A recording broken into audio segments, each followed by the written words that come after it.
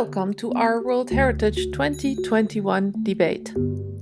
2021 debate is a year of events focused on protection, conservation, and management of World Heritage.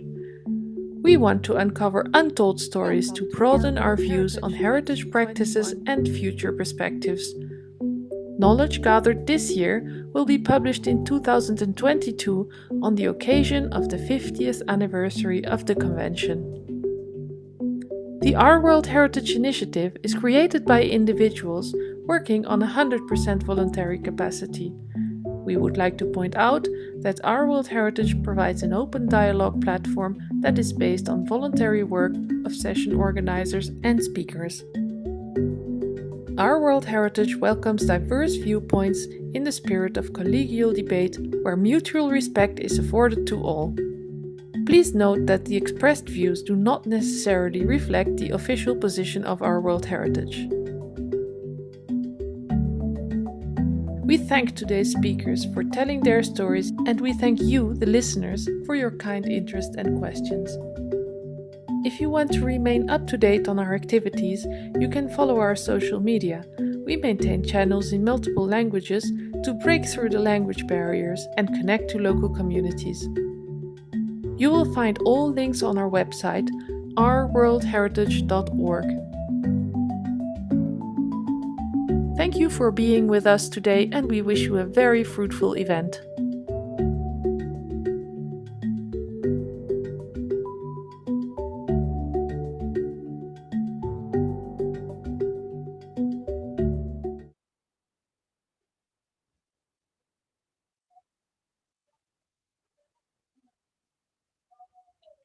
Welcome everybody on Zoom and on YouTube to the second part of our youth and student webinar. As I said in the first part, for me this is a really exciting opportunity to hear new voices. Not to repeat myself, but this year I turned 50 and I was looking back on my own experiences as a student and a young researcher moving into the academic world, and thinking back on how I felt that my voice was starting to be recognized and starting to be a driving factor behind how people viewed heritage and how people approached heritage. And now being 50 and heading into what I assume is the end of my academic career, it's been really fascinating to listen to these youth presentations and these student presentations, and to hear these new voices and to explore different perspectives on world heritage and heritage generally. The last set of presentations really were fascinating. A lot of new information and fresh views on heritage came out of them. So I'm looking forward to this session as well. I want to hand over immediately to Monica, who's the coordinator of the month of New Approaches to Heritage, and to Flavia, whose students will be presenting the first few presentations in this session. So yeah, perhaps first to Monica as coordinator. Thank you very much, Jonathan, and thank you for moderating this session. I also would like very much to thank you all for your interest to be here and to participate in this Globinar. I would like to introduce the graduate students from the University of São Paulo, the Federal University of Rio de Janeiro, and the Federal University of Santa Catarina. They will present their individual research work. They are graduate students and that deal with the study of contemporary issues of heritage in Brazil, mainly in, some will address local issues, but others will address some issues concerning the heritage sites in a broader view, such as Diane. So I will introduce first Andrea Feitosa de Oliveira. She is going to talk about the Branco Avenue in Rio de Janeiro, the transformations and permanences in the urban historic fabric of Rio de Janeiro. Then Bianca Tavares Martins is going to talk about another very interesting place in the central area of Rio de Janeiro, which is the Carioca Street, and dealing especially with the issue of social participation. Cláudia Muniz is going to talk about the case of Grota do Bexiga in São Paulo, and address the intersection of social, cultural, and environmental preservation and urban transformation. And Mariana Kimi da Silva Nito will address also the links of the city, the cultural heritage, and the surroundings, focusing the role of buffer zones in the city of São Paulo. And Diane Duarte will talk about the sacred sites in natural landscape focusing this issue in the heritage sites. And Flora Oliveira will also deal with Rio de Janeiro World Heritage, talking about the invisible landscape between the sea and the mountain, which is the site which was inscribed in the heritage list in the cultural landscape category.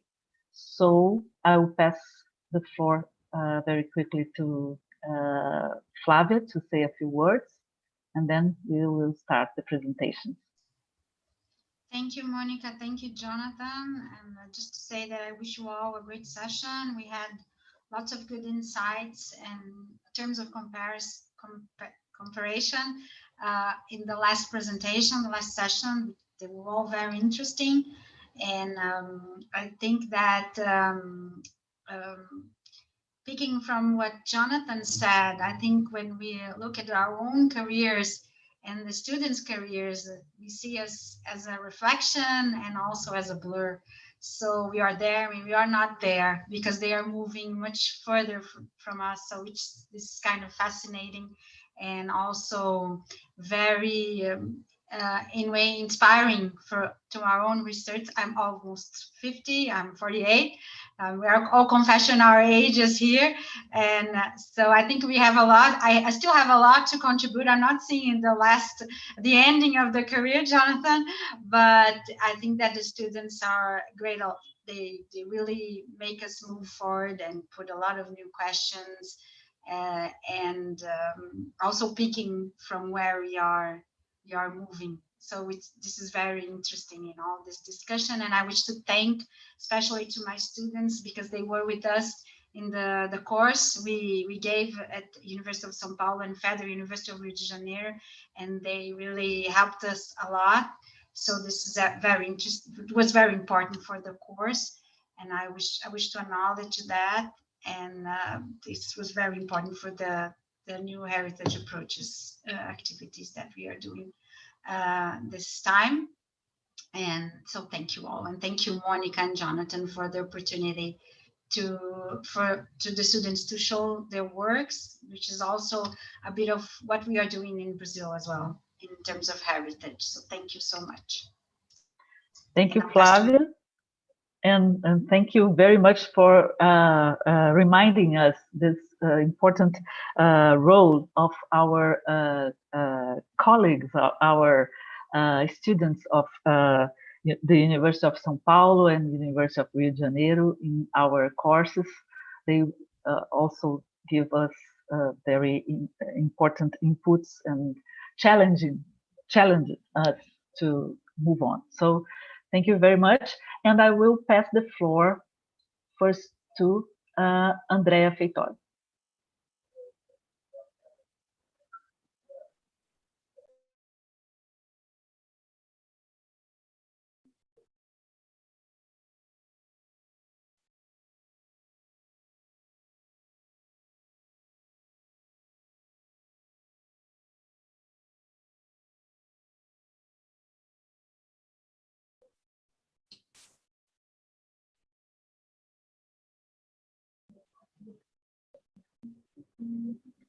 Sorry to interrupt you. We seem to have lost your sound.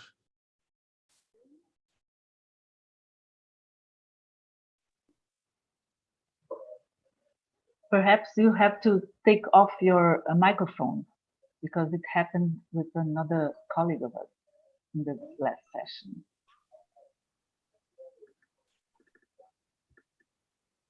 No? Andrea is not muted, so it is another technical problem.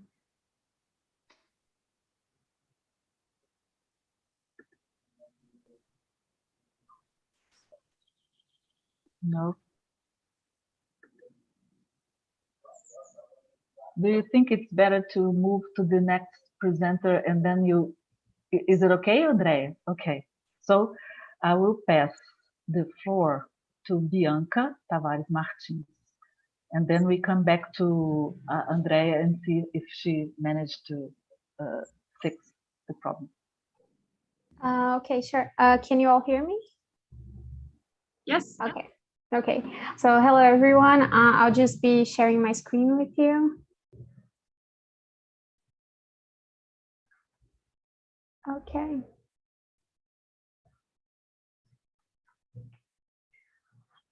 Okay, so today I'm going to present you my research on Rua da Carioca, or Carioca Street, which is a street in downtown Rio de Janeiro. And before I talk about this street, I'm going to go over the purposes and methods of this research. So the name of the research was Urban Preservation and Social Participation in Rio de Janeiro between 60s and 80s.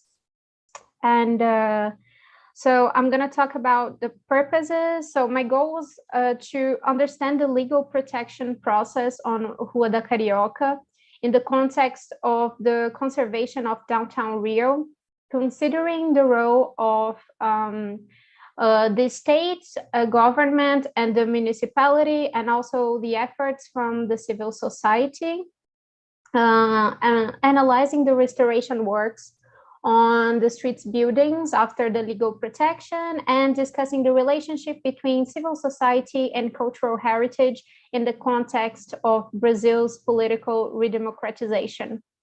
And about the methods, well, I did it by collecting, reading, compiling secondary and primary sources, which included papers from Rio de Janeiro in this period, and also the documents of the restoration processes on the street's buildings.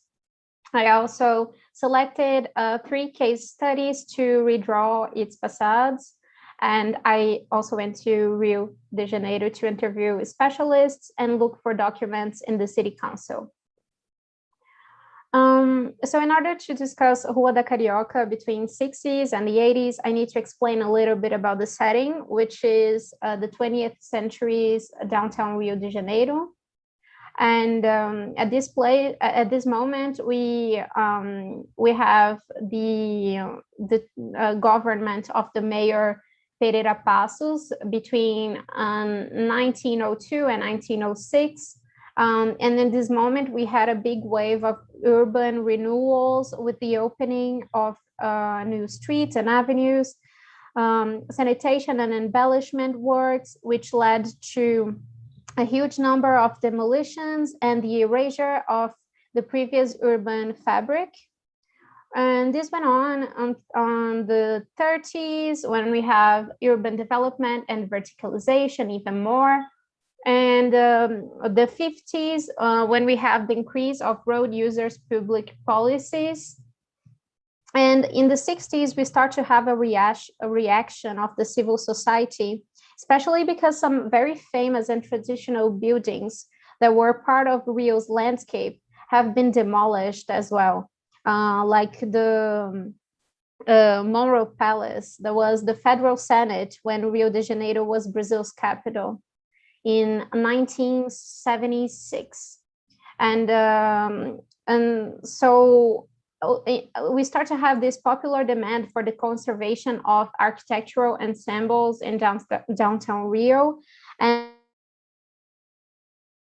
Sara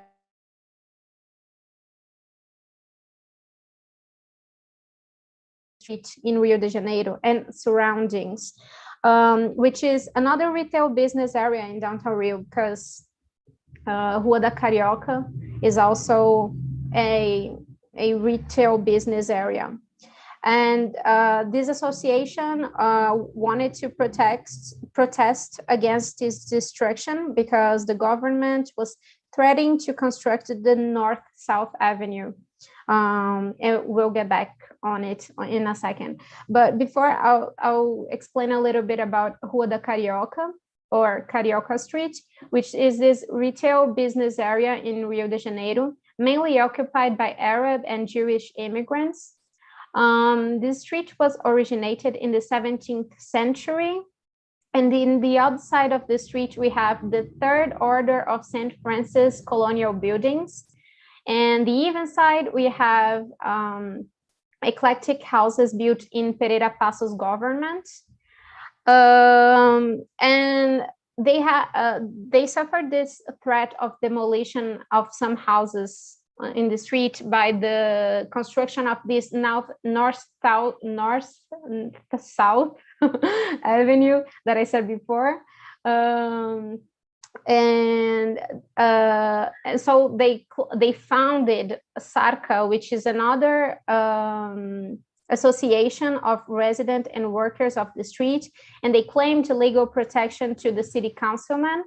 And so they obtained the temporary protection in 1983, and then after the definitive legal protection in 1985. And this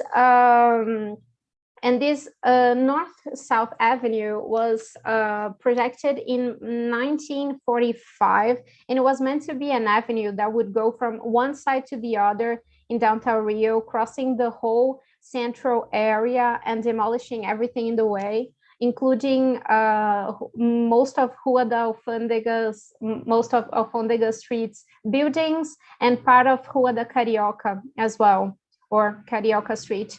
And the house's owners stood bravely against it in court, and it resulted in the construction of not 2 lanes of the avenue, but only one. And since only one lane would not cut it, it worked as a parking lot for many years, for like 10 years, until 1974, when they finally were able to demolish houses, the houses that were in the way, sadly. But by then, the 6 kilometers original project was dropped. And what we have now is a 600 meters avenue. I'll just go over a little bit about the case studies I selected. So we have the Upansne de Ouro, which is a store. It's something like an ancient golden glass, the name, and it was founded in 1910. And during the restoration works in 1988, there has been found the remains of 3 different periods of the 20th century's commercial architecture at the ground floor. One of them could be seen in the original sign. So the project was modified. There were lots of modification. And this is the building now in 2008. So it's how it looks now. Also, a guitarra de prata is another store. It means silver guitar, and it was founded in 1887 and transferred to Carioca Street at the beginning of the 20th century. It was the pioneer restoration project on the street, and it was also listed to integral legal protection by the municipality in 2013. And even though today is presented in a very degrading condition. Also Mala Ingleza, which was another store. It's called British Suitcase, I guess. And it was founded around 1900s. Roberto Curi, who was SARCA's president, the president of the association who claimed for the listing of the street. He was also the store's owner. It was listed as well as intangible heritage in the category of remarkable traditional economic activity by the municipality in 2017. And as concluding remarks, I would just like to mention the importance of the mobilization of the civil society towards conservation, and what Fernando Attic, who is a Brazilian researcher, he called the social circuit of an architectural work. So I guess the link between architecture and memory, because architecture is not necessarily what we meant it to be, but what people who live it think it is at some point. And also the pioneer, in the case of Rio de Janeiro, the pioneer shared management between the municipality and the state government. And they had this decree law from 1986 that was a tax exemption to the buildings that were well conserved. So it helped a lot. And listing as an instrument to restrain the opening of new routes with subsequent destruction of urban fabric and architectural ensembles. So this case of North-South Avenue and the streets like Rua da Alfândega and Rua da Carioca, and all the buildings that were in the way that people claim to be listed and protected legally, like the Philosophy and Human Sciences Institute at Rio de Janeiro State University. So that's it. Thank you for watching. I'll stop sharing now. Thank you, Bianca, for this great presentation. I would like to move to Andrea to check if it's possible that she shared her presentation and she fixed the problem with the microphone.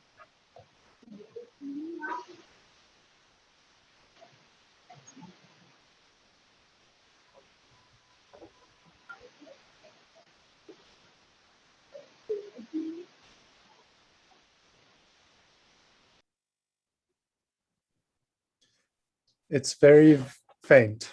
We can just hear your voice coming through.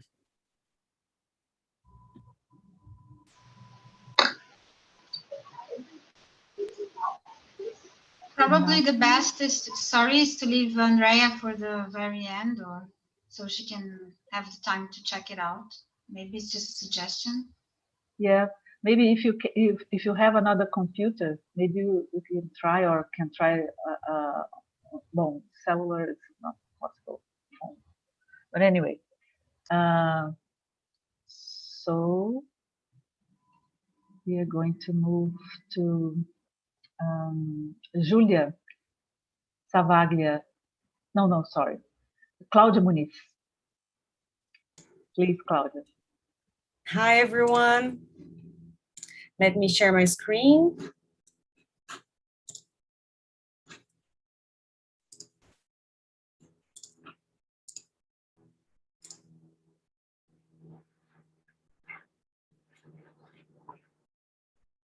Can you see it? It's okay? Yes, Claudia. Okay, thank you. So thank you for the opportunity to be here and to share with you my new research. My name is Claudia Muniz, and I'm a researcher in the postgraduate program in architecture and urban planning in FAUSP in São Paulo. Flávia Brito is the teacher advisor of my research. As Andrea, Mariana, and Bianca, I'm a member of the Culture, Heritage, History, and Criticism group in FAUSP, and I'm also a member of Salve Saracura group that I will show you in a few minutes. Now I will present the case of the Grota do Bexiga in São Paulo that reflects, as I can see, the contemporary challenges of the preservation of cultural heritage in large metropolis, and challenges the categorization that segments the heritage and which has been discussed within the scope of the New Approaches Initiative. So Bela Vista, also known as Bexiga, is one of the neighborhoods in the central area of São Paulo that was built officially in the urban expansion movement from the primary urban center of the city in the second half of the 19th century. The neighborhood received a portion of the contingent of European immigrants, mainly Italians, but also Portuguese and Spanish, that arrived in São Paulo during the 19th century. The presence of Black people was also expressive, especially in the Grota area, that is object of this lecture. Bela Vista or Bexiga neighborhood is a place of historicity in São Paulo and is occupied by popular classes and contains a lot of cultural manifestations. In terms of cultural heritage, the neighborhood is protected by the municipality since 2002, when the typing instrument or the listing instrument was recognized by the Municipal Council of Historical, Artistic, and Cultural Heritage of São Paulo.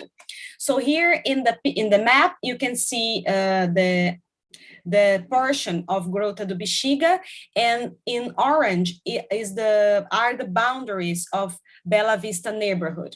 So it is located in the western part of the Bela Vista. And the Grota do Bexiga is actually essentially the slope of the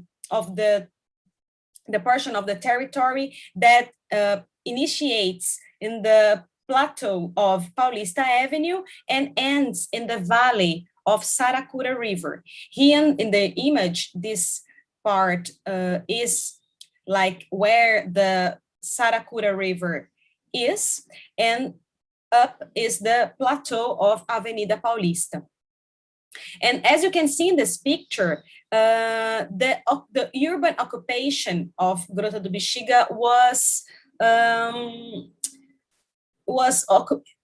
occupied during the 20th century, after the subdivision that gave rise to the Bela Vista neighborhood. Many of the houses that were built here, maybe the first occupation was Quilombo Saracura, that were houses occupied by Black people in the 19th century.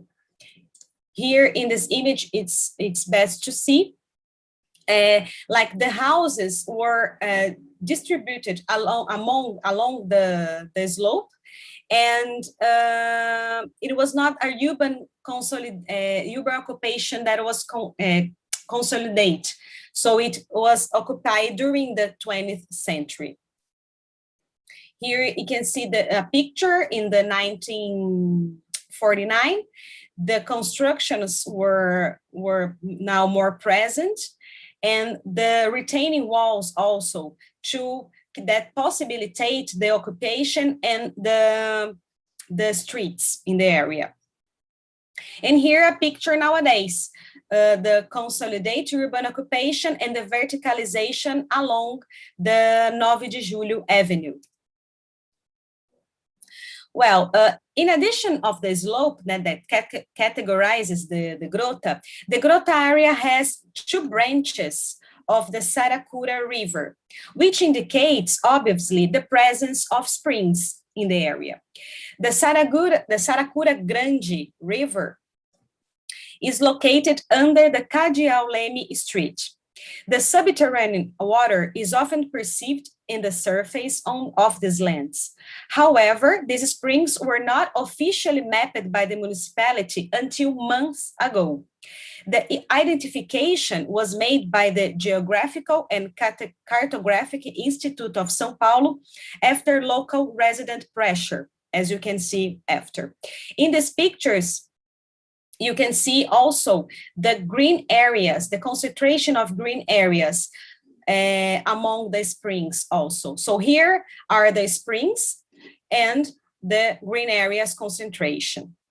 As you can see in these pictures by Clara Werneck, you can see the presence of riverside vegetation that indicates the presence of the springs among the buildings. So they mark the presence of the spring in the landscape. The grota also is characterized by these green slopes and an urban landscape that stands out in the city center. It is possible to say that there is a green area system that soothes the brain of the blocks. You can see in the pictures the presence of the remain of the green spots and their importance as belvederes and natural supports of the slope. Here you can see also this green area concentration that remains in the territory and in the landscape. Here is a photograph that shows these green areas too, the presence of these retaining walls, and the importance of this presence in this neighborhood. Well, the grota is one of the buffer zones inside Bela Vista listing. Bela Vista was protected, received this legal protection actually in 2002. The legal protection indicates the need to preserve the geomorphology conditions, urban elements like retaining walls, and also the social conditions of the Grota of Bexiga. So this resolution, this municipal resolution, included the Grota do Bexiga as one of the buffer zones, and in the law, in the text of the law, is registered that the geomorphology conditions, the urban elements, and the social conditions must be protected by the municipality.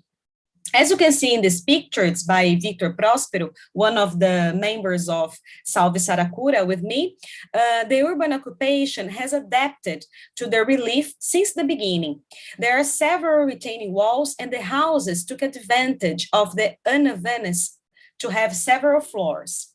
There are also tall buildings and garages that were constructed on the retaining walls, which were authorized by the municipality before the legal protection of 2002. Their impact on the landscape is visible, as you can see in the pictures.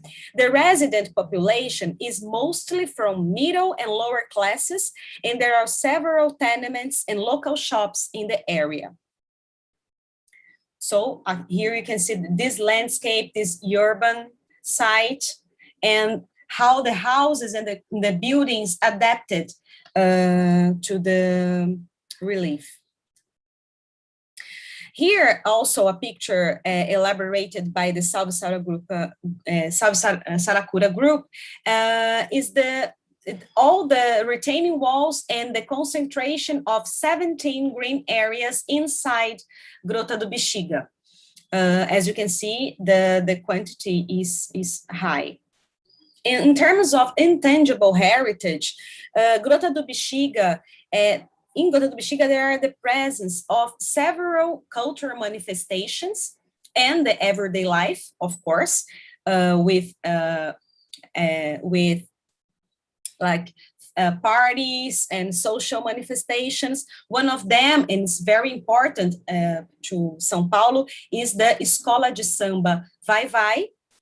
There are several terreiros of African religions, and the everyday life that is the dynamic of the social life nowadays.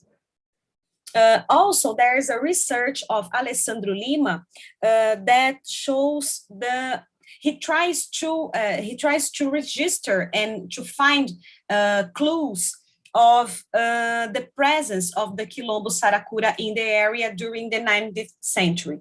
So his research is very important to find these registers in the landscape and to map the presence of the Black people in the region that was so important, and their interactions with the river, with Saracura River, with the water, with the vegetation to source food during the time. So his research is also very important and will bring us tools to problematize the heritage in the area and the importance of Gruta do Bexiga and its preservation.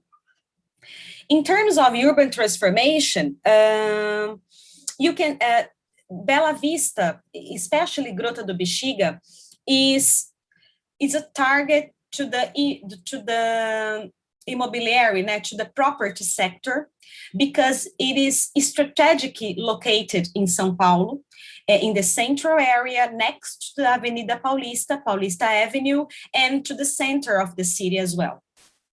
So in the last months, the Cultural Heritage Department in the municipality authorized the construction of 2 buildings inside the protected area of Gruta do Bexiga.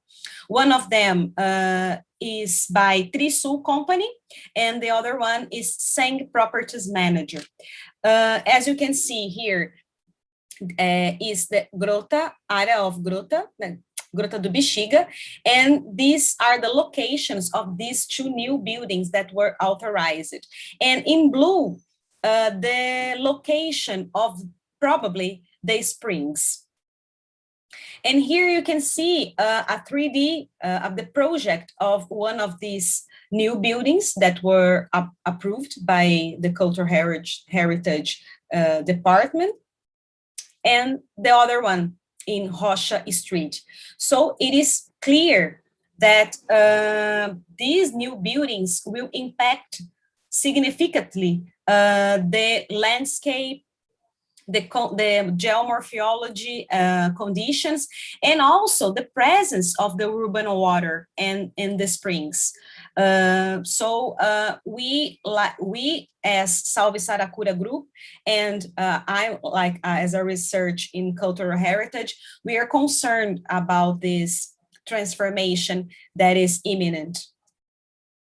And the zoning, the municipality zoning, is also a problematic issue, because the zone that is delimited in the area stimulates new buildings, and the zone stimulates high demographic and constructive densities and diversification of uses through the access of public transportation. So the zone, and also the construction of a subway line, that is the orange line, and the stations of the subway. All of these contributes to stimulate the demographic and constructive density. This zone, urban transformation structuring zone, is a strategic zone for the property market, and it's probable that the zone was defined as a result of its pressure to the municipality. It is easy to realize that the zone conflicts with the heritage resolution and the environmental conditions. The Salve Saracura Group was created in 2019. This group is, as part of this group, there are residents, local leaders, and entities and associations that brings in the area social actions and projects. So in 2019, Salve Saracura was organized to question a project under construction next to one of the sources of the Saracura River. Last year, other similar cases arose around the springs, like I said just now, and last January, the Municipal Council of Cultural Heritage authorized the construction of these 2 new buildings inside the protected area, and the group mobilized to stop the process and avoid the construction of the projects like they were approved. So the presence of the residents, the inhabitants, and the entities was so important to make pressure to the public sector to stop and to bring quality to these new buildings in terms of architecture, in terms of urban project. They don't respect these environmental characteristics, the cultural characteristics, and probably will impact the presence of the actual residents, because the value of the land will be high. Well, to finish, I will bring some considerations and questions that the Salve Saracura group and I we are discussing in our research group as well, in the context where the transformation vector is stronger than the preservation vector. The weakness of the municipal protection is clear. The Municipal Council of Cultural Heritage is now unable to guarantee the preservation of geomorphological conditions, guarantee the architecture and urban quality of disapproved projects, and guarantee the legal protection of the area. I believe that this scenario has two main reasons: the emptying of preservation council specialists due to political motivations and pressure from the real estate sector to invest in the area anchored in the municipality zoning. This approval by the Municipal Council of Cultural Heritage opens a dangerous and irreversible precedent of mischaracterization of the Grota do Bexiga, allowing other projects to be approved in the region under the justification that the original characteristics of the neighborhood, which led to the listing, no longer exist. And also the need to preserve the Grota do Bexiga beyond the slopes and retaining walls, to find effective and transdisciplinary mechanisms that preserve the landscape, the springs, the setting, and the dimension of everyday life and housing. In conclusion, mechanisms that do not separate nature and culture dimensions try to articulate tangible and intangible aspects and involve the local population, due to includes the right to the city, right to the memory, and right to the housing. And the importance of social participation is clear as well. The Bela Vista neighborhood has a strong network of local leaders and entities that together have a certain voice and political power and manage to put pressure on the government.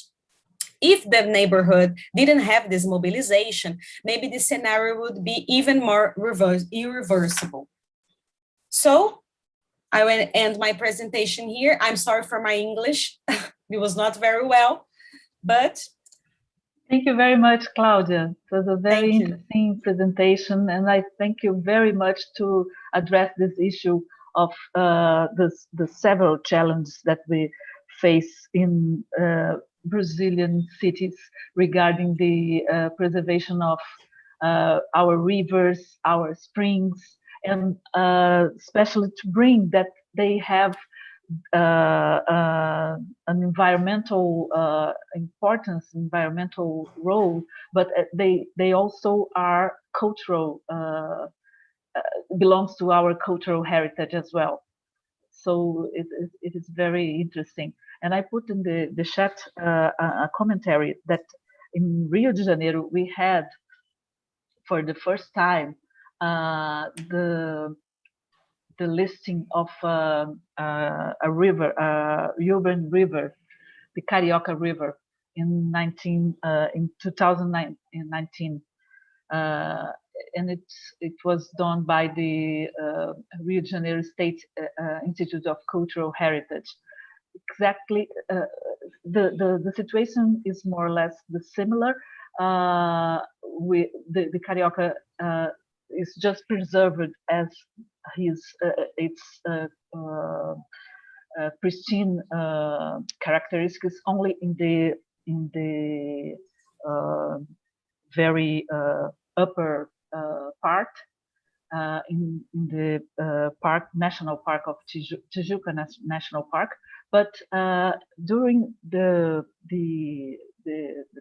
trajectory of the river, there are several phases of the evolution of the city that are linked to this river. So that's why it was proposed as an element to be registered or listed in Rio de Janeiro. So thank you very much. Thank you, Monica. I will pass. We are going to have the Q's and A's in the end of the session, and I think that I will pass the floor now. If Flavia does not want to make a comment, or Jonathan, I will pass the floor to Mariana Kimi da Silva Nito. Hi everyone, good afternoon. I'm Mariana. I'm a PhD candidate at University of São Paulo, as well as Claudia, Bianca, and Andrea. They're here with us today, and under the supervision of the Professor Flavia Brito do Nascimento, that is also here with us. And I'm going to share my screen.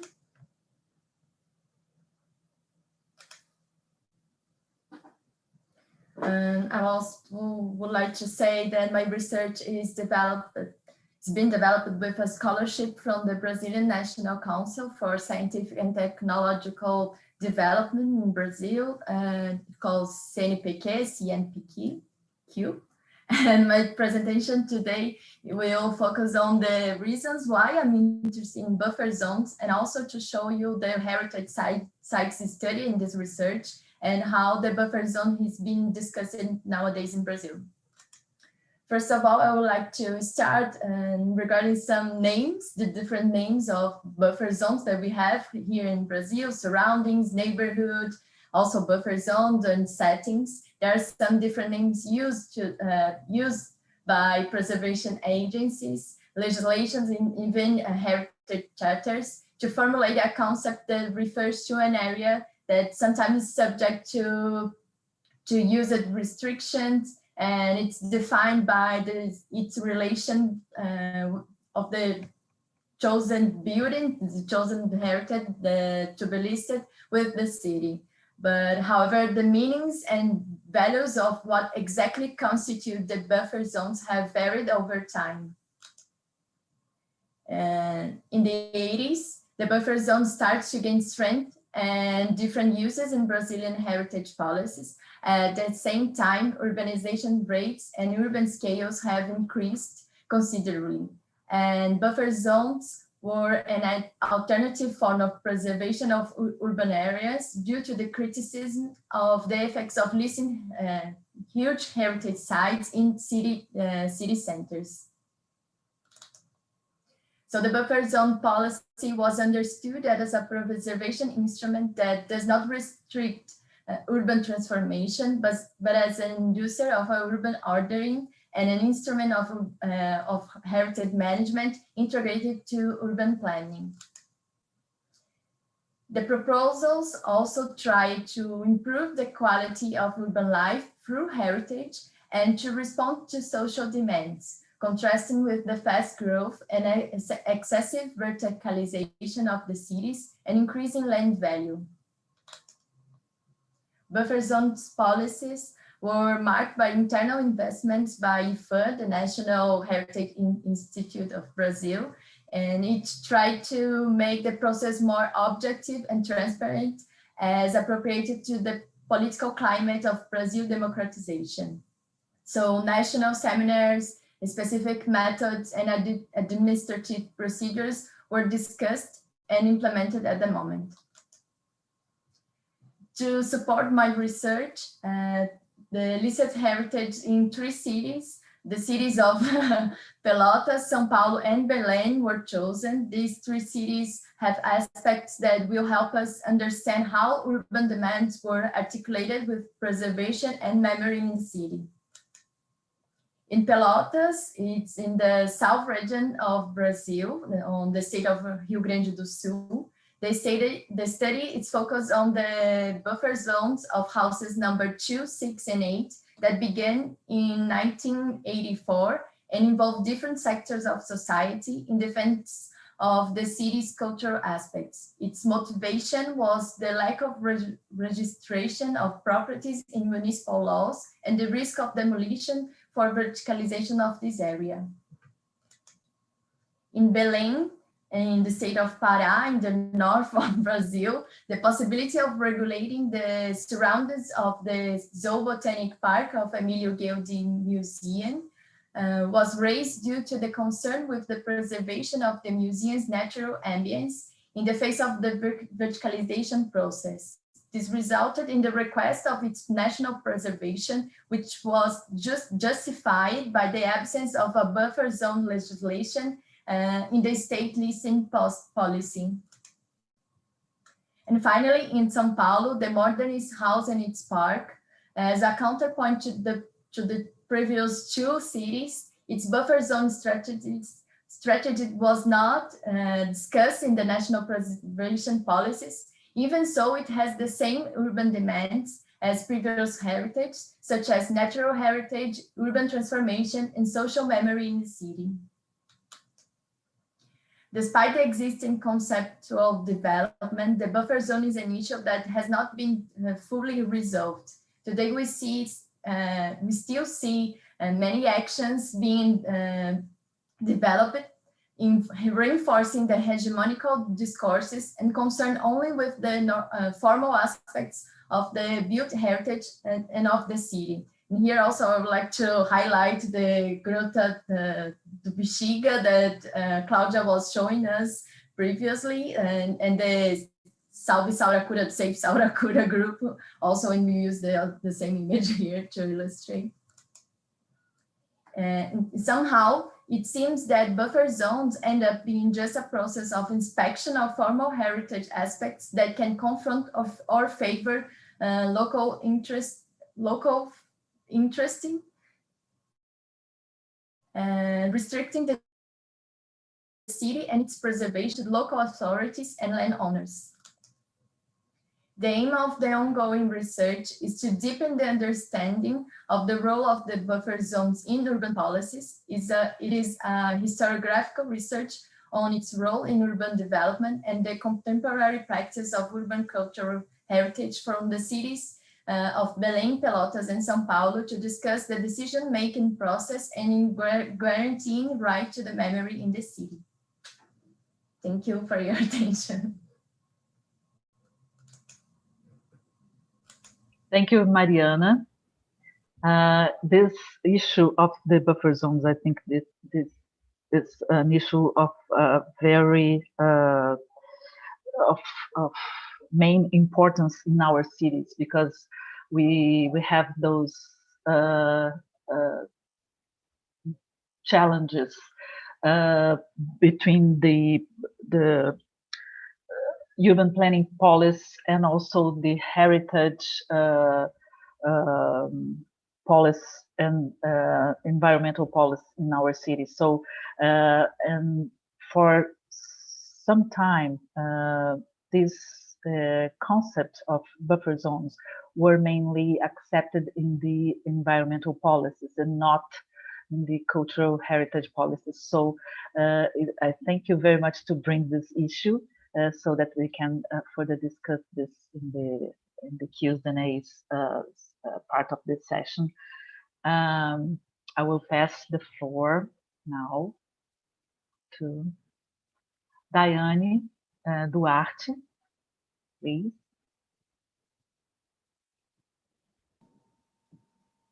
Hello, everyone. Can you hear me? Yes. Okay, let's share my screen.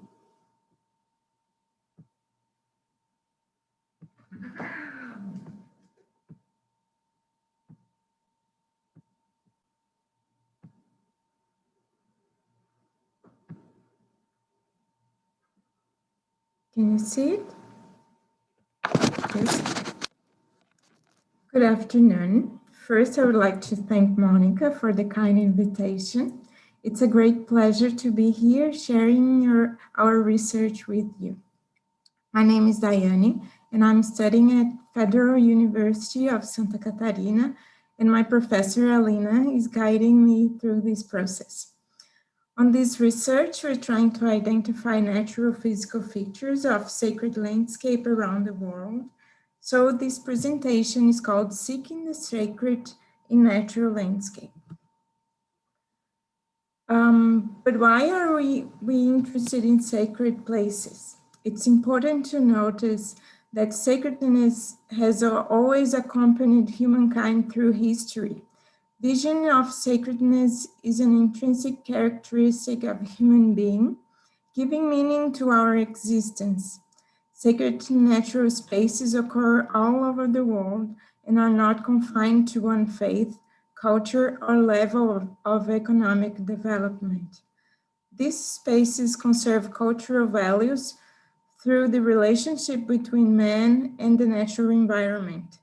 Sacred natural sites promote environmental conservation, even if it's not their primary purpose. Despite their importance, sacred natural landscapes are under pressure due to urbanization and exploitation. Current conflicts of interest demand demographic planning and adequate management tools. Considering this, we can start discussing a definition of natural landscape just to establish a bottom line on the issue, understanding that nature is not static, but is continuously influenced by living beings, including humans, that live within this nature. So we're calling here natural landscape all landscapes that have little interference in a way that they have preserved characteristics defined by nature in the environment. Concepts of sacred landscape, sacred land, sacred space, sacred places in existing literature are vague with large gaps between their boundaries. Trying to go a little further on these definitions, we consider sacred natural landscape a peculiar portion of the territory that maintains its natural characteristics, where one or more human groups throughout time have attributed value related to the sacred, cosmology, or the transcendent. We understand sacred landscape in a larger scale, considering interaction of people with the place during the time. Sacred landscapes involve spiritual beliefs, sacred sites, and sacred practices carried out on these places over the time. Therefore, sacred natural sites are seen as primary spaces of the sacred, understood more in a static way in a smaller scale when compared to the landscape. The slide here shows a conceptual map where we can figure the complexity that surrounds a sacred landscape. We know that humans use symbols to facilitate their connection with the sacred, providing guidance in his or her quest to understand the world around. Humans understand as sacred places where they can find extraordinary qualities. People can understand as sanctuary remarkable features in the landscape like a distinct rock or a peculiar tree. These elements become benchmark in the environment. In existing literature, we can find common features associated to sacred throughout the world. Water symbolizes the universal sum of potentialities and essences. It precedes all forms and sustains all lives. Immersion in the water means regression to the beginning, and the emergency of these waters is equivalent to a new birth, a new life. Sky expresses elevation, ascension, infinite freedom, transcendent, and the abode of the Supreme Being. Mountains are linked to the divine through the idea of connection to heaven, where deities can be quickly contacted. They are an expression of power as well. Rocks express firmness and permanence. They can also be seen as a connection to heaven when shown elongated shapes. Caves are places of connection between the surface world and the underground, seen as a transition between ordinary of the surface and the extraordinary below. Earth is associated with a mother that generates all beings, nourishes them, and then receives them back at the end of their lives. The burial in native soil is the expression of the reencounter with its origin. Vegetation expresses the infinite capacity to regenerate, abundance, and renewal of life. The paths can also be part of the sacred, as they participate in the process of human transformation during the difficulties of the path that one acquires qualities to reach an elevation of the being. So, to be able to identify natural features that humankind relates to sacred, in our research we are looking through sacred landscapes listed as World Heritage. We're using content analysis technique to filter existing information in application dossiers. Using this method, we can condense ideas, establishing categories of information. The plan is to analyze documents individually first and then compare results between landscapes.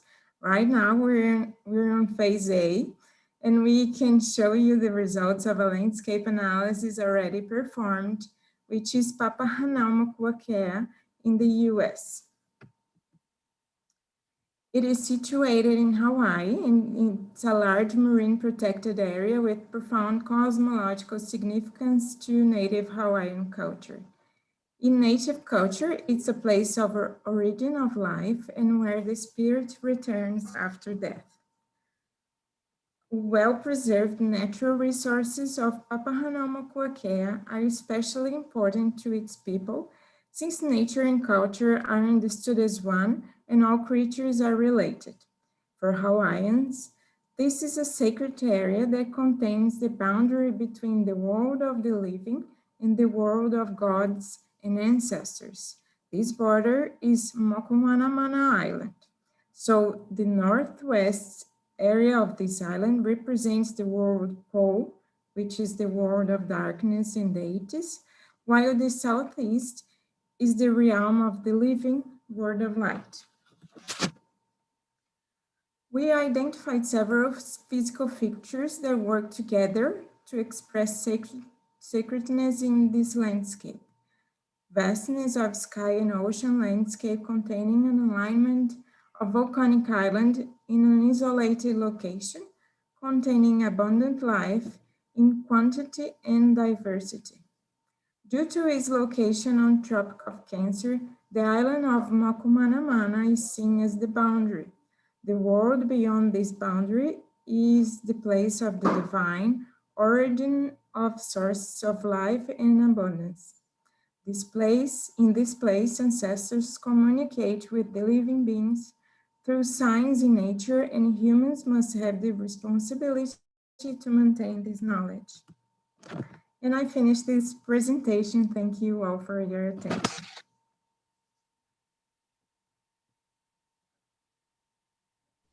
Thank you, Diane, for your very interesting presentation and telling us this interesting approach of relating cultural landscapes and also the mixed sites with the your element of research, which is the sacred elements of heritage. So thank you very much, and I will pass the floor to our last speaker, Flora Oliveira, and then we are going to open to our to have Andrea. No? Oh, sorry. Yes. Yeah. Yes. Okay. We'll after Flora, we will have Andrea. Thank you. Everyone, okay. Well, good afternoon and good evening for everyone. I'd like to say thank you for Monica and Vera for this invitation, and thank you everyone. And I'm gonna present a little bit of my master in urban development, carried out at the Federal University of Pernambuco and supervised by Ana Rita Ribeiro. Well, as we know, the cultural landscape of Rio de Janeiro was described in the World Heritage List in 2012, and it was my study object. And to start, I would like to read for you a little bit of a quote in the nomination for the cultural landscape that say about the outstanding universal value, and they say that Rio de Janeiro's cultural landscape is therefore granted by a whole set of outstanding ways in which man has interacted with the nature environment, all of which can be found in the combination today in an urban site which represents one of the world's great cities. This is Rio. This picture here shows one of the 2 points of view that were used to the site's delimitation. And here we can see famous sea sites like Pão de Açúcar or Sugarloaf, and the Guanabara Bay and Corcovado. But we can also see in the background those mountains, which are the Tijuca National Park. And between the park and the waterline, we can see this built-up area with neighborhoods from the south zone of the city. And I'm going to show you now a map where we can identify these 2 viewpoints and understand better the Rio cultural landscape. Well, the first picture was the V2. I think you can see my screen. And I have the second point over the Corcovado mountain. And as you can see, the first point is the other side of the Guanabara Bay in Niterói. And here we can see represented in red line exactly which were the World Heritage Sites polygonal that include the mountains of the national park, Tijuca National Park, and the water lines that include Copacabana Beach and Pão de Açúcar and the Flamengo Park. And as you can see, this means that the site itself was composed of natural elements or elements that refer to nature, like mountains, forests, parks, gardens, the water. And the blue line, you're gonna see the buffer zone, what the previous presentation talked about buffer zone. And as you can see, most of the urban area between these 2 sections they put it in the buffer zone. Here, this picture is from the viewpoint 2, and you can see the buffer zone. This Copacabana, Botafogo neighborhoods, Flamengo neighborhoods, all these areas, they were put in the buffer zone. And I'm gonna bring other quotes from the nomination. They say that throughout its history, Rio de Janeiro has always been intimately connected with nature in the development of its urban cultural landscape. Parallel to this, the building styles and the ways of life in the city have, over the course of the last centuries, consolidated an intricate union between nature and the urban space. This is one of the quotes in the nomination site. And in this picture, you can see exactly this intricate union between nature and urban space, the mountains, the ocean, and the whole city that grows over these mountains and the middle of this forest. But exactly these areas was put in the buffer zone. And I bring this a map that I could analyze better this buffer zone. and to try to understand a little bit more about this what is not in the World Heritage Site, what is this buffer zone. And this, I'm gonna show you that this buffer zone already had the severe types of protection and control, such as the cultural environment protection areas, this is in orange, and the environmental protection areas in green. And from this previous protection, it's evident that the urban section has important values and attributes for the city. But precisely the space where the direct relations between the man and the environment occur, where the everyday life takes place, has been excluded from the World Heritage Sites. And in this urban section, we have not just this consolidated and verticalized urban fabric, but also some favelas, like Morro da Babilônia, Pavão Pavazinho, and other favelas that you can see. The most of them are in this point A, and the nomination proposal highlights the relationship between the nature and their urban environment, but don't represent it in the delimitation. This happened in some way because it's necessary to adjust the site to the UNESCO criteria. And I'd like to show other two examples of how the UNESCO criteria make it difficult to recognize urban landscape as a World Heritage. Here, the first one was the nomination of Buenos Aires, Argentina, Paisaje Cultural, El Río, La Pampa, La Barranca Histórica y La Inmigración. This nomination was from 2005, and I'm going to show you a little of the map. In this nomination, they put a huge delimitation for the site that includes almost the entire linear section of the city parallel to the Plata River. Here in blue, you can see the Plata River, and includes preservation areas of the historic center of Buenos Aires, was indicated here in pink, and with important place for the history of the city. The urban area composed more than 5,000 hectares of the site, 80% of the site. And almost all the site would be urban. And who knows, Buenos Aires can imagine how huge would be the sites in this urban area inside of the, like a World Heritage site. But the evaluation committee denied description on the World Heritage list.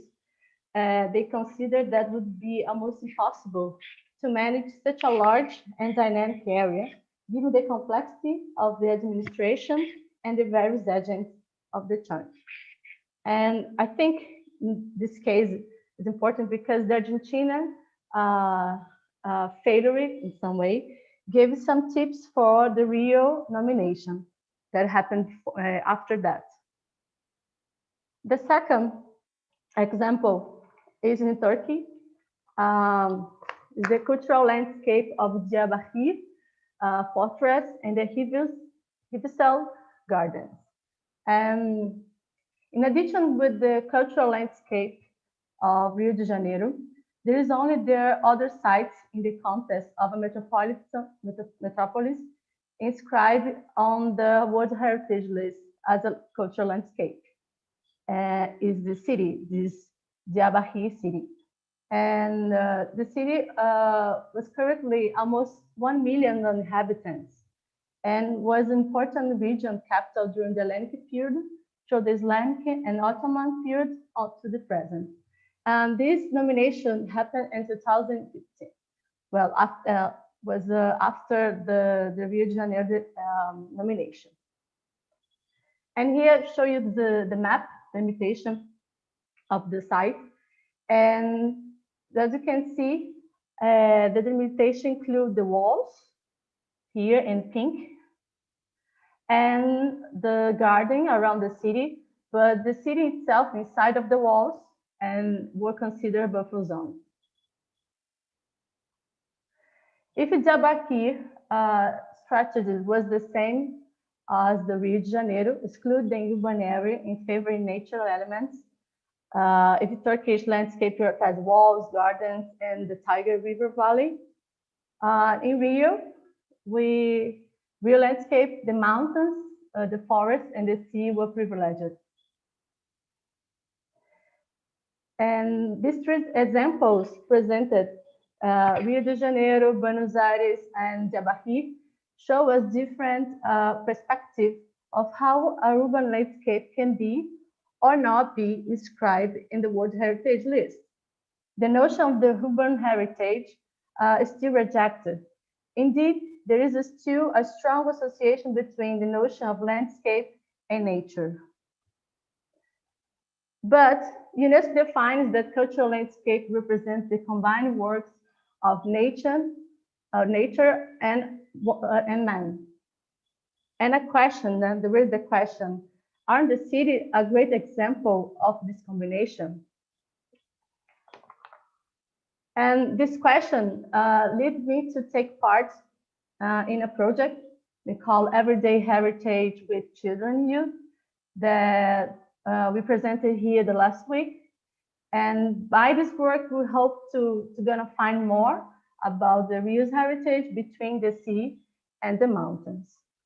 Thank you so much for the opportunity, and I'm gonna stop the share. Thank you. Thank you very much, Flora. And thank you to give more details about this interesting situation of Rio de Janeiro concerning the site that was listed as heritage, World Heritage Site by UNESCO, and the challenges that we have concerning the complexity of dealing with heritage conservation, especially in large metropolis as Rio de Janeiro. And I would like only to pinpoint that despite the limitations and critics about the situation of Rio de Janeiro as diverse isolated sites, I think that in Rio de Janeiro, at least, the role of buffer zone, of the buffer zone, is very important to help integrating the locally protected areas, the sites inscribed on the World Heritage List, and also to act as a further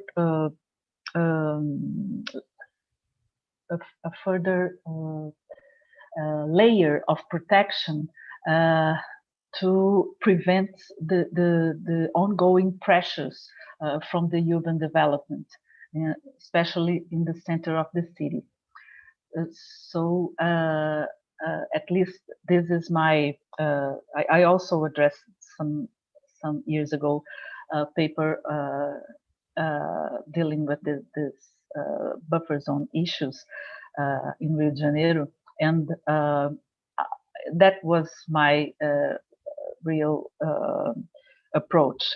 I think that we have to think about how of tools and of strategies to link heritage, the heritage policy, well, the cultural heritage policy, the environmental policy, and also to bring this, embedding this idea in the urban planning policy. And this, at least in Rio, it still remains a challenge. So I would like to hear more about this from you and from our other presenters today. And I'll pass the floor also to the audience to make some questions. I think that we have already some questions here. Just a moment. I think there is a question for Diane from Vera. Have you studied the sacred sites of African-centered religions, which are located in open-air environments, usually close to forests or water sources? And there is another question for Claudia. In your research, did you find any link between the presence of traditional terreiros populations and the permanence of green space in Grota? I would also like to ask you to comment a little more about your approach to the group Salve Saracura. How did it happen? And Larissa also congratulates Flora and the other panelists, Diane, Bianca, and Claudia, for the presentations. So, who wants to start? Can I start then? Well, Vera, not yet. We have a long list of landscapes to be analyzed. The research is not approaching by religion types, but by sites, using the World Heritage List, a sample of delimitation samples. We do have African landscapes in the sample list, and so we hope to get there sometime soon. Thank you, Diane. Well, Larissa, thank you so much for your question. In the case of the terreiros, there are several researchers that are investigating these issues and these elements in the territory of Grota. I know that you're Brazilian, so I will send here in the chat these researchers that are looking to this with more details and more is deep. The researchers are deeper in this case. As I can see, the presence of the green areas is related to this occupation. Mainly because this occupation by Black people in this period was related with the river, with the green areas. So the draw, I don't know how to say, the draw of the streets is related to the old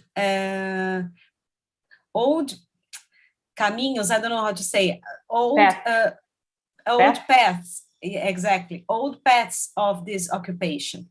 So I think there is a relation.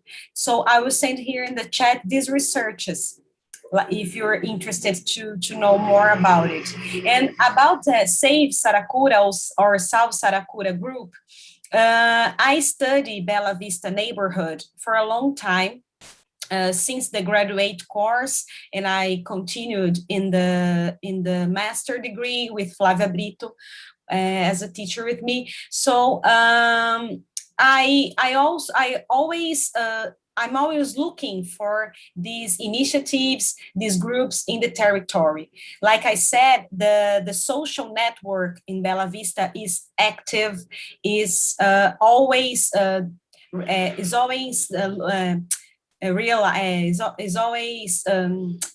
taking these social acts and social projects. So I became close to Salve Saracura last year, looking and seeing what was happening in the neighborhood, and a light become in my head, like, well, I've never looked so deeply to Grota because I was looking for some other issues, and I realized that there are a lot of problems concerning of cultural heritage, environmental issues. And the group, I also send here the network, the social profiles in Instagram and Facebook. they are always promoting discussions and debating these issues in various platforms. So I'm sorry for my English people. I'm like shy now. Thank you very much, Claudia. And before expanding in our discussion, I would like to pass the floor to Andrea Feitosa and to see if she managed to fix the problem of the her microphone. And we would like to hear, to listen to her experience and Can you hear me now? Perfect. Yes. Oh, thank you. Thank you so much. I'm sorry for this technical problem, but I'm happy that everything is solved. It's okay now. I will share my screen here. Let me know if everybody see my screen. Yes. Yes. Okay. Yes. Just okay. Perfect. I'm Andrea Oliveira. I'm graduated in architecture and urbanism from University of São Paulo, and today I will present the highlights of one of my research projects. That's about Avenida Rio Branco, or Rio Branco Avenue, and its transformations and permanence in its urban history. My professor advisor was Dr. Flávia Brito do Nascimento, and I had the financial support by FAPESP, which is foundations here in Brazil.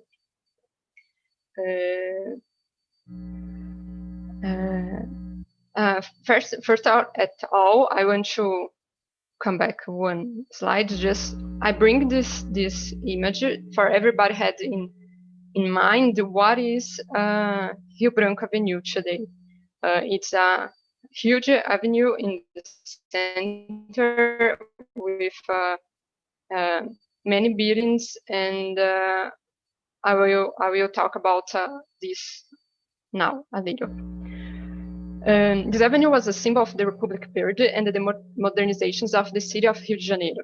It was related with the participations in the road of capitalistic dynamics, and it was built in 1905, and almost all of its original eclectic buildings don't exist today.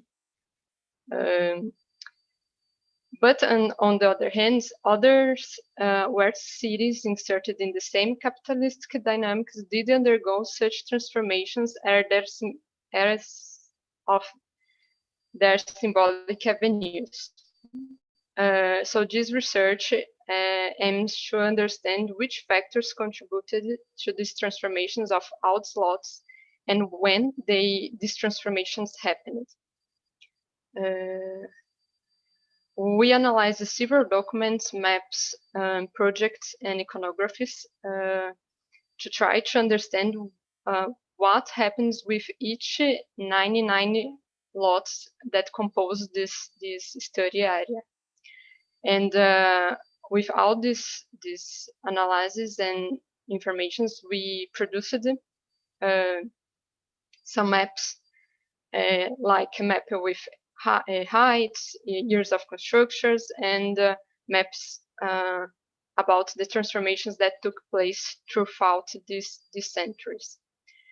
These maps was produced considering the databases from 1953, 1975, and 2060, because these ones were the only ones available considering the principal moment that I was studying. I bring here one example of this analysis that we took about the iconographic material. So we had many photographs, and what we did, I compared each ones to know what happens with each lot in the avenue. So, for example, in this image, we can see This blue line, for example, it's a block that was demolished, and specifically this pink one. I don't know if you can see my point here. It's the Hotel Avenida, which it's a building, a famous building in the memory of Rio de Janeiro, and it was demolished to give place the Caixa Econômica Federal Cultural Center. And we did this analysis to rebuilding these urbanistas.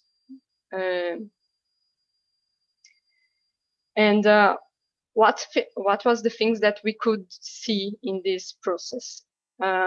Regarding verticalization, there was first moment in 20s considered the constructions of the building on which this one here with the black sign, and located in Mauá Square, and also we had the Cinelândia blocks here in the end of the avenue, located in Floriano Squares. Between the 20s and the 60s, it was notable that beginning of the verticalization of the originally eclectic buildings constructed in the avenue. And this process of verticalization was accelerated between 1960 to 1985. And this was possible to understand and observe because of these studies with the iconographic records. Most part of these lots didn't had official informations, so this process of analysis of iconographic records and maps was very important to the constructors of the results. Considering the permanences of some buildings, the buildings that remain is mostly dependent on the recognitions of their status by the governmental regulator. So, like a governmental city or governmental state or the federal one. The recognitions of this recognition process was not simple for two reasons. The first one was the conceptual difference while defining sites of heritage. Whatever the eclectic style and the ambience alone would make it the recognitions of the heritage. So in some moments, like beginning of the 70s, this eclectic style and the ambience was something that was discussed if it could be a heritage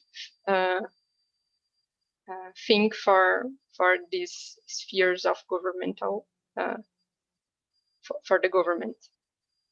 And the second one is the conflicts created by determining the preservations of the heritage sites, when such sites were privately owned. And these we could see in some process that I studied, because the private sector during the most part of the period studied was more focused on optimizing the profitability of the land, regardless of whether its proprietor was recognized as an asset by any social group. So in this process, we could see private ones are arguing that its lands couldn't be a heritage site because it wasn't I'm sorry, I forget the word. It's not a good as a financial thing in its arguments. So for concluding my research, arrived at these comprehensions. That was the Avenida Rio Branco underwent transformations visible through the construction of the new roads of the avenue, demolitions, and the process of verticalization. But also, it concluded that what determined if the buildings were preserved, modified, or demolished were the changes in the perceptions and the recognitions of the concepts of the heritage sites, principally considering the governmental recognition. And here I bring some reference, the imagery reference, and the reference of my research. I'm sorry for my English, but I'm here to answer any doubt that could be happens because of it. Thank you so much for the invite and for the all others presentations. Thank you, Andrea, for your presentation. Thank you very much. I think that you highlighted a very emblematic case, which is the case of Rio Branco Avenue in Rio de Janeiro. It is very emblematic because it was a symbol of a unique period of our architecture, which was from the eclectic period. And for a series of reasons that involved the intention of bringing the image of the country, because of in that moment that they begin to demolish those the assemblage of this cultural period. The idea was to link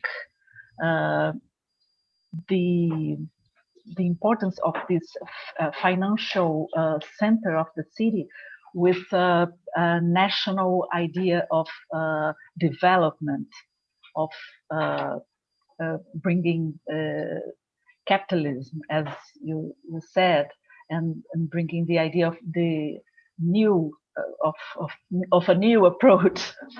And then this brought us the loss of this center of the city, and it was a shame of it. So I think that your research deals with an important issue that is always present in our urban areas, which is this conflict, continuous conflict between the urban development and what we want to preserve, what people want to really embrace as collective memory. So thank you very much. There are some comments in the chat that I would like to share with you. Larissa Lima observed that many of the research presented today dialogue with the approach of landscape policy that have been developed by Geopol, that department, the Department of Geography and Politics of the Federal University of Rio de Janeiro, with Professor Rafael Winter. And she highlighted the importance of civil society mobilization for the presentation of heritage in urban areas. And I think that most of the presentations today highlighted this. And I also would like to highlight that this was very important as for the listing of Rio Carioca River as the first urban river that were listed as a cultural landscape in Rio de Janeiro. So I will also, I would like to read some other comments here. Mike also invited you all. She thanks for the great presentations, and she also would like to know if you would like to share the links of your academic and social media profiles, and to participate in the continuous efforts of our World Heritage Initiative. So I also cope with this invitation. And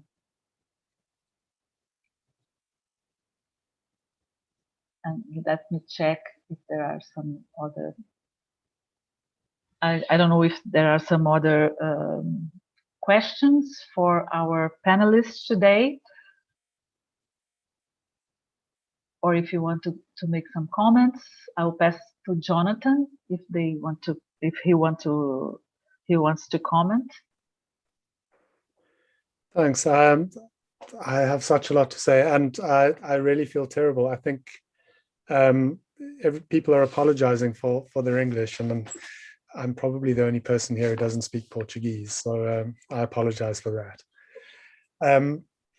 I wanted to firstly comment on the sacred sites and the African sacred sites. And well, I can't say a lot about the rest of Africa, but certainly in South Africa, those sites exist and those landscapes exist, very often to do with water, the confluence of rivers and lakes. There's a lot of not necessarily sites, but a lot of sacredness that goes with the sea, for example. And it would be interesting to see how that translates, and those questions that you're asking about the similarities or differences, how those translate from Hawaii to Africa.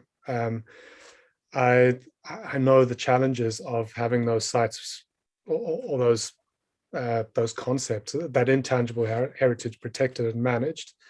There's several sites here that we've had or we've attempted to have listed as national heritage sites, but because they're so difficult to pin down, because it's difficult to say, well, this is the site, it's been difficult to get that kind of legislation passed. So I think what you were talking about in Hawaii is really interesting. Just a few general comments. I think it was, all of these presentations have been fascinating, and thank you all for the input, and thank you for everything that you've said today. I must say I'm quite encouraged to see that we are not just the global South. I think we are literally all in the Southern Hemisphere. I was trying to look on the map. I think Belém is just south of the equator, so that was good to see too. And I think the increasing complexities of World Heritage are shown in all of these presentations, and that there's a new approach and a different approach to World Heritage that needs to emerge to take into account those different contexts and different environments that we face in the Southern Hemisphere. They're both conflicts and integrations, I think, between natural and cultural, tangible, intangible, the urban landscapes and the historic landscapes. I guess what we call the cultural landscape, there's a lot there that we need to deal with, and a lot of challenges that we have to deal with that are not as simple as saying, well, this is the Colosseum and we can see that needs to be protected. I think the ideas that you brought up with first the urban landscapes and buffer zones are really interesting, and things that I would like to explore more as well. We have, and sorry to keep bringing up the South African examples, I know that they're probably meaningless to all of you, but in the city that I stay in Cape Town, we have the Table Mountain World Heritage Site, which is a natural heritage site, which is right in the middle of the city, very similar to what you were showing in Rio. and the complexities of dealing with a natural site surrounded by those urban landscapes, and that fall within the buffer zone of that site is difficult, because development does happen. People do want to upgrade their houses, they want to build hotels, they want to build recreational facilities, and all of those things impact on the World Heritage Site. So again, really fascinating to see how other heritage managers, other researchers are dealing with those kinds of concepts. Something that was great for me, the sessions that I convened had to do with cross-cultural, cross-convention approaches to managing heritage and World Heritage in particular, and the decolonization of heritage. And both of those, I think, were very clearly shown in the presentations that we saw today in this and the previous session. And it's exciting to see that those debates and those ideas are going forward with a new generation of researchers. Yeah, I think I will stop talking there, actually. This is not my presentation, so thank you again. Really exciting and fascinating to hear what you all had to say. Thank you, Jonathan. I feel the same way.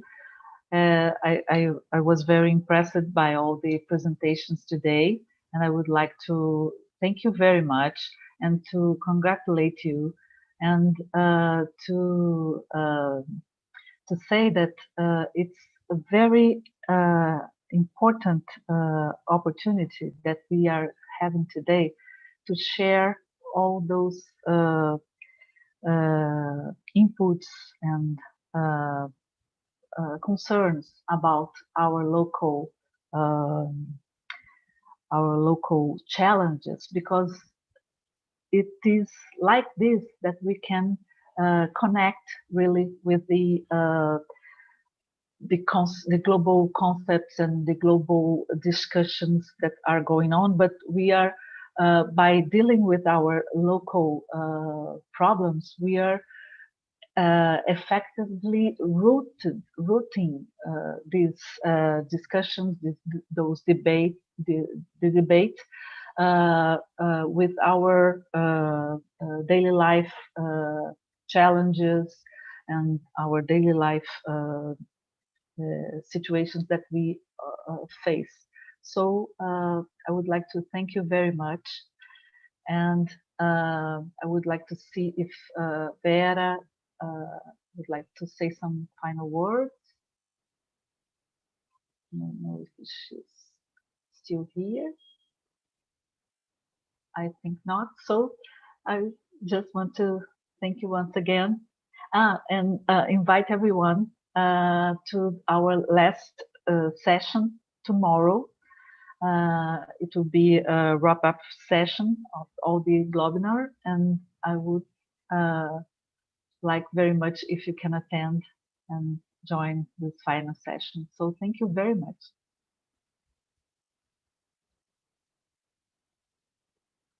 If you want to say something, please feel free.